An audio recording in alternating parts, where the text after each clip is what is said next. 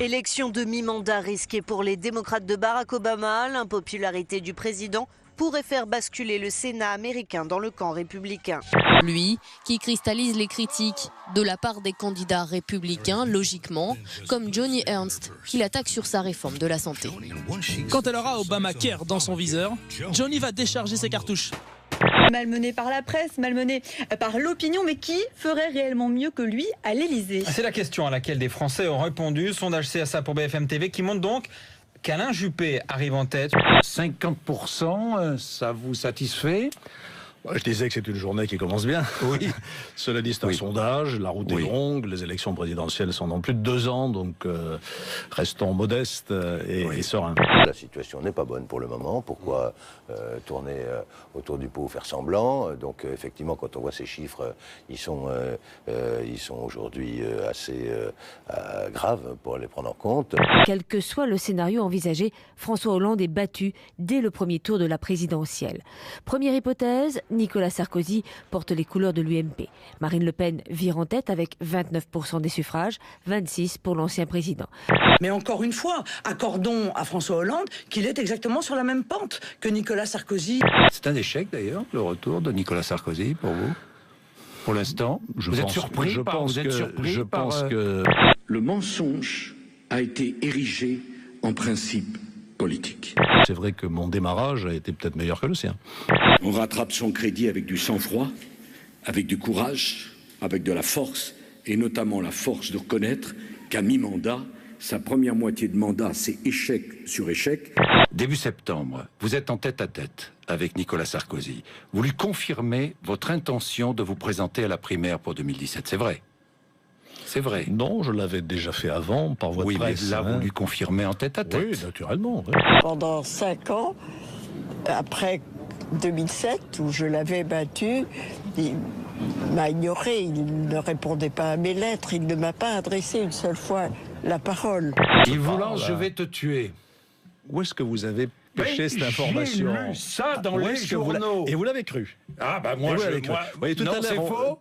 C'est faux. Totalement faux. C'est une œuvre d'imagination. Vous lui auriez répondu, tu sais où me trouver. Chapeau à celui qui a inventé ça. Putain, joyeux anniversaire, Manu! Putain! Joyeux anniversaire, gros! Putain! Joyeux anniversaire! Pour rapprocher des points de vue qui sont très divergents, qu'est-ce qu'il faut? Il faut que chacun accepte de renoncer à une partie de sa vérité pour construire une vérité collective au service du pays. Madame Royal fait une réunion de concertation sur la base d'une expertise, c'est la bonne méthode.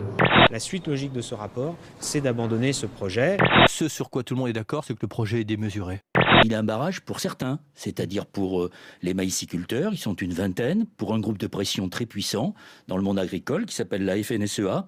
On est sur un barrage qui est légal, qui a fait l'objet d'une dizaine d'années pratiquement d'études, qui est reconnu d'intérêt général par tous.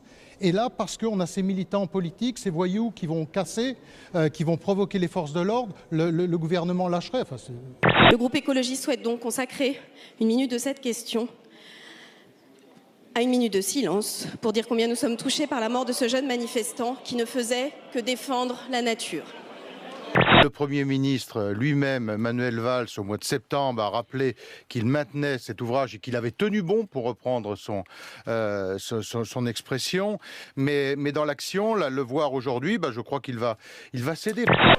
Madame Duflot, il est de tradition dans notre hémicycle de saluer par une minute de silence les décès survenus parmi nos forces armées ou parmi les otages. Donc je vous demande de poursuivre votre question.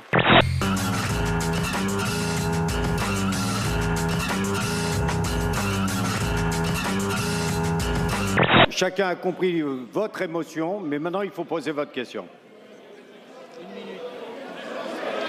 Je vais devoir vous retirer la parole, Madame Duflot.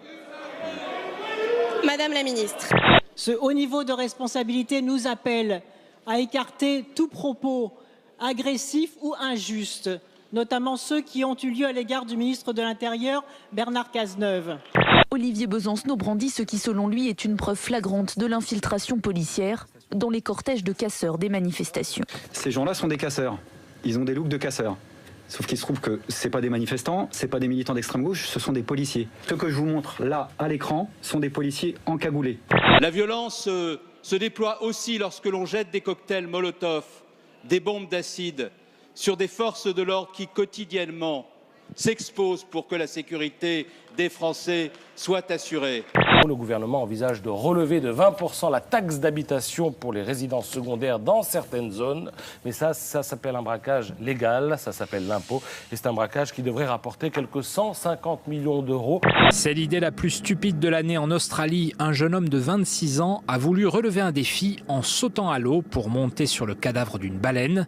Il ne s'était pas aperçu que des requins énormes entouraient le cétacé. Après quelques minutes d'angoisse, il a fini par remonter à bord de son bateau.